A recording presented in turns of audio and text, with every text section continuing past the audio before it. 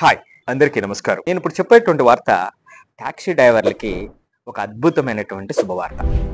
ఏమిటిది అంటే మనం ఊబర్, ఓలా, ర్యాపిడో ఇలా చాలా కంపెనీలు మనం చూస్తూ ఉన్నాం. ఇవి మార్కెట్లోకి వచ్చిన తర్వాత మన యొక్క ప్రయాణం ఎంతో సౌఖ్యంగా తయారైంది. అంతేకాకుండా వాళ్ళతో ఎక్కువగా బేరాలు ఆడవలసినటువంటి పని లేదు. రాత్రి 1 గంట లేదా 2ంటికి దిగినా సరే, ఎక్కడైనా సరే వెంటనే మనం క్యాబ్ బుక్ చేసుకుని ఎటువంటి డిస్కషన్ లేకుండా భద్రతగా ఇంటికి చేరుకునేటువంటి అవకాశం కలిగింది. సో మన యొక్క రోజువారీ ప్రయాణంలో, రోజువారీ కార్యక్రమాల్లో ఎంతో విలువను తీసుకొచ్చినవి.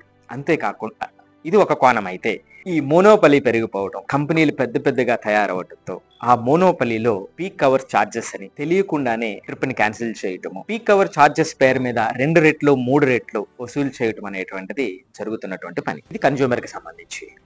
ఇక డ్రైవర్ కి సంబంధించినటువంటి ఓటాలో 20 నుంచి 30% కమిషన్ గా కంపెనీలు తీసుకోవటం.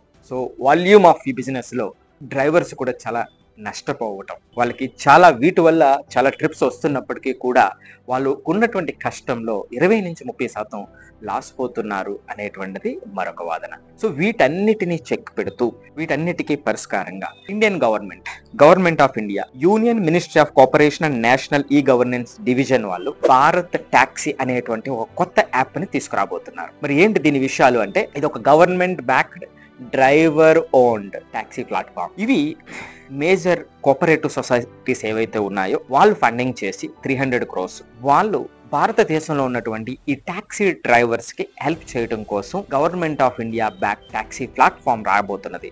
సో వీటిలో డ్రైవర్ కి రోజువారీ లేదా మంత్లీ సబ్స్క్రిప్షన్ మాత్రమే ఉంటుంది. ప్రతి ట్రిప్ మీద 20-30% కమిషన్ ఇవ్వాల్సినటువంటి అవసరం లేదు. ఇక కన్జ్యూమర్కి వచ్చేటప్పటికి చాలా ఫిక్స్డ్ ఫెయిర్ ఛార్జెస్ ని గవర్నమెంట్ వాటి యొక్క ప్లేసెస్ అనుగుణంగా డిసైడ్ చేయటం. సో దానికి అనుగుణంగా వీటిలో ఫ్లక్చుయేషన్స్ లేకుండా ఆ స్మూత్ ఫంక్షనింగ్, అంతేకాకుండా ఇటు కన్జ్యూమర్ కి ఇటు డ్రైవర్ కి ఇద్దరికి ఉపయోగపడేటట్టుగా, ఇద్దరికి సహాయం చేసేటట్టుగా నిర్మిస్తున్నటువంటి కొత్త యాప్.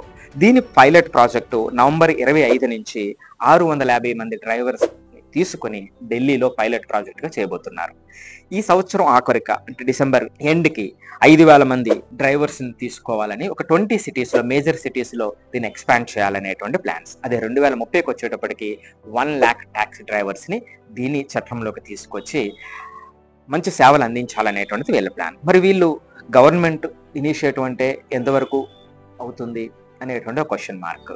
దీనికి సంబంధించి ఒక 7 మేజర్ కోఆపరేటివ్ సొసైటీస్ హెల్ప్ చేస్తున్నాయి. ఎలాంటిదంటే ఇఫ్కో కానివ్వండి, ఎన్సిడిసి, అమూల్, క్రిబ్కో, నాఫెడ్, నాబార్డ్, ఎన్డిడిబి, ఎన్సిఎల్ అనేటువంటి కొన్ని కోఆపరేటివ్ సొసైటీస్ వాళ్ళు ఫండింగ్ చేస్తున్నాయి. సో ఇదంతా కూడా ఒక గవర్నింగ్ బాడీ ఉంటుంది. అమూల్ ఎండి జయన్ మెహతా ఆధ్వర్యంలో దీన్ని ముందుకు తీసుకెళ్ళబోతున్నారు. సో దీనికి సంబంధించినటువంటి విధి విధానాలు డిఫరెంట్ సిటీస్లో ఎలా ఎన్రోల్ అవ్వాలి ఏమిటనేటువంటిది మరికొద్ది రోజుల్లో మనకి వచ్చేటువంటి అవకాశం ఉంది.